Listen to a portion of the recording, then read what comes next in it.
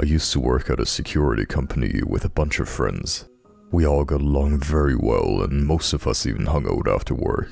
The ones I didn't hang out with kept to themselves. There were two brothers that worked night shifts with me, and they were their own group. They were new to the company and would have many conversations about their guns. Bill was the older brother and Luke was the younger. After hearing Luke and Bill talk about target shooting so much, I developed an interest. I don't own a single firearm, but my roommate owns several. I mentioned at work one night that I was going shooting in the morning with my roommate and I needed a good place to go. Well, the two brothers pointed out a spot on Google Earth for me and said it was great and they have shot up there once before. It was 45 minutes away and higher up in the mountains. I knew the spot precisely due to a single image posted to the coordinates on Google Earth with the used shotgun shells covering the ground. I decided that was as good a spot as any and told my roommate Don where to drive us. We arrived the next morning at 10 AM and parked at the top of the hill. We saw our spot about 150 yards away in a clearing down in the valley and began hiking down.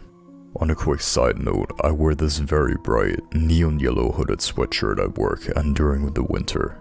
I am also a very large fella. Being big and brightly colored makes you very visible from far away. I've seen hunters using bright colors to avoid accidentally getting shot by other hunters. I decided to wear my trademark bright hoodie on our little hike. We made it a quarter way down the hill and I saw a group of fellow target shooters at our desired spot. These were the only other people we've seen in about 30 minutes. Our spot is taken. Lame, I said. The second I said lame, that's when the shit hits the fan. We are on the side of a mountain walking down towards them and the rounds start flying. This group was shooting at us. Don and I were targets for about 3 guns and we didn't have immediate cover. I see Don running across the mountain, strafing the shooters. I see what he was running for. It was a small plateau about 20 yards next to us. The sounds of bullets flying inches away from my ears is a sound I will never forget. Movies do not do the sound justice at all, not even close. I still get the chills thinking about it now. The vibration and rotation of the bullets chilled my bones. It's not a sound I want to hear again. It made everything go slow-mo and very clear. My adrenaline was kicking in. We made it to cover and hit the dirt. We were pinned down, but we had cover now. I had to have heard at least 100 rounds pass just over the lip of the plateau. I heard a pistol, a rifle, and a shotgun. I know I did. The trees, boulders, and mountainside were being hammered by round after round. If we sat up from our cover, we would have been shot in the face. These people were shooting up a hill towards a road. They had their backs to their paper targets. Thinking back on it, my father said I should have yelled down to them to let them know they were shooting at 2 people and to hold their fire. But the thing is, I think they knew they were shooting at us. How could they not? We weren't that far and the mountainside was almost bare. I didn't want to let them know they were close to hitting us. I should have shot back. We had the high ground, but I'm not a killer. We just waited and listened for their footsteps and wanted them to stay where they were. If we were killed, no one would find our bodies out there.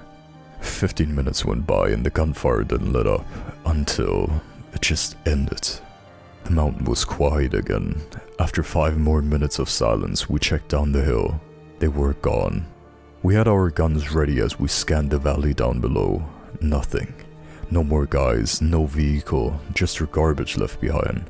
We decided this was a great time to get the hell out of the hills. We made it back to our car and back to our house faster than ever.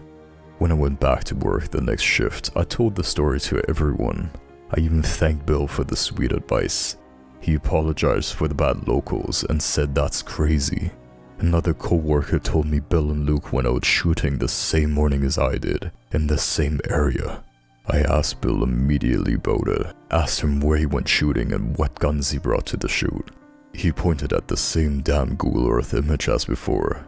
Luke, his friend, and Bill were using a Glock, a .22 rifle, and a 12-gauge shotgun. It was all coming together so quickly.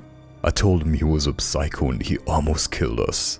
He denied shooting at us and even changed his mind about where they were shooting. He said it was actually 2 miles west because his GPS was inaccurate. I just knew he was lying, but what could I do? I had no proof. He worked with me for another 2 years before I moved away, and never heard from them again. To this day, I remember how emotionless he was when he denied shooting at me. He was like a robot. We never spoke of it after the first time. I haven't gone shooting since.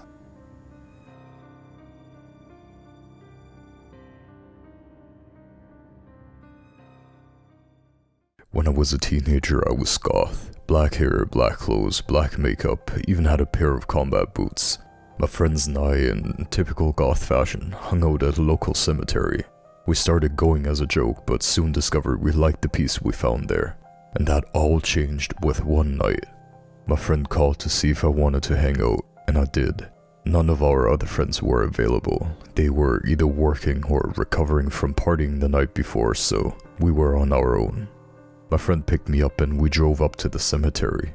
We were hanging out, smoking cigs and BSing about the latest issues she was having with her boyfriend, when we noticed that at the top of the hill we were on, about 100 feet away, a bonfire had been lit.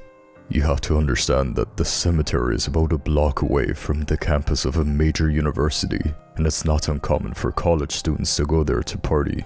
My friend and I sighed, knowing that we would have to get going soon. It was illegal to be in the cemetery after dark, and we knew the police would show up because some jerks had decided they needed a bonfire.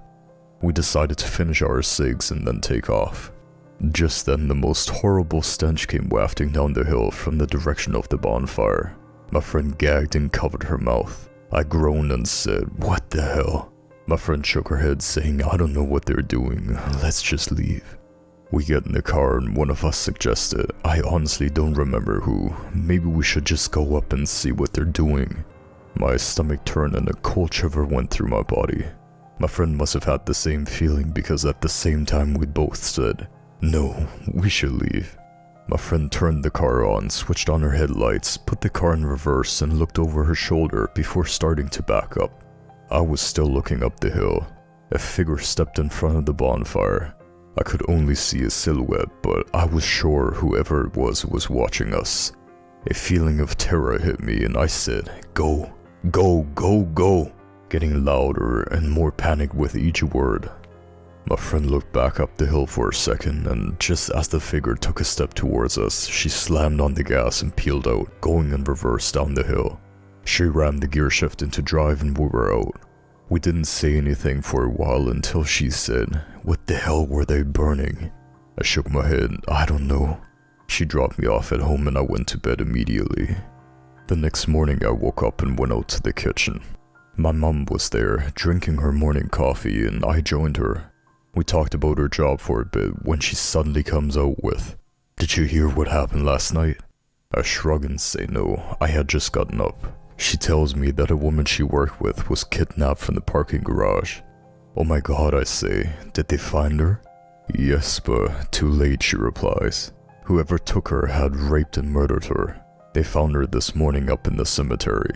He had tried to dispose of her body in a bonfire." I froze. My brain was going a mile a minute, the realization slowly creeping up. That's what that smell was. Needless to say, I never hung out at the cemetery at night again. I think back to our decision to leave instead of investigating the fire. That one decision could have changed everything.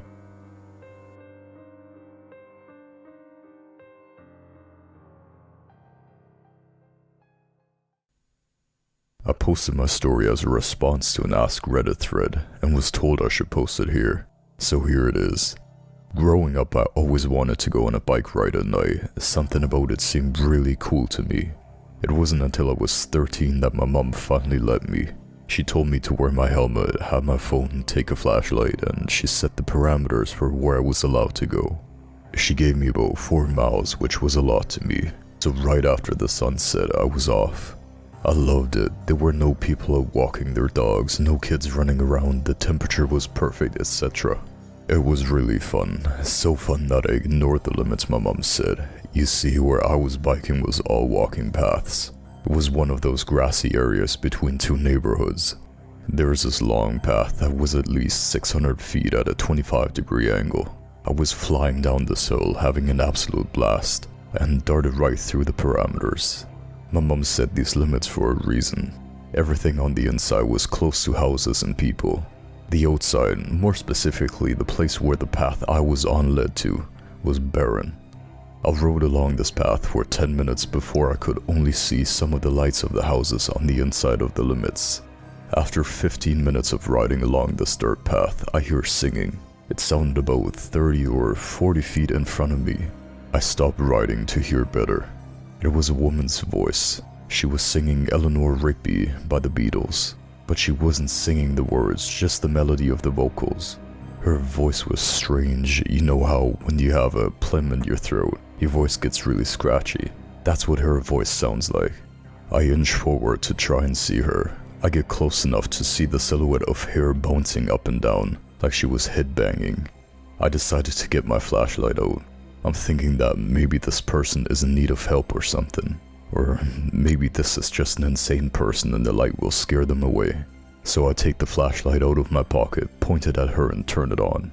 The moment the light hit her, she stopped moving completely. She was facing away from me. She had disgusting hair that seemed to be sticking together in clumps. Some of her hair was ripped off too. She was wearing a very oversized bright red hoodie. I was almost too scared to move. I think she was too. I conjured up as much bravery as I could and said sorry in a very oopsie this is the wrong room kind of way. She didn't respond. I turned off the flashlight and put it back in my pocket. Just as I was turning my bike around, she screams. She screams in an awful, awful high-pitched voice. I damn near shit myself as I throw myself back onto the bike. I hear her voice getting closer to me. I book it as fast as I can. I don't look behind me and I don't stop pedaling.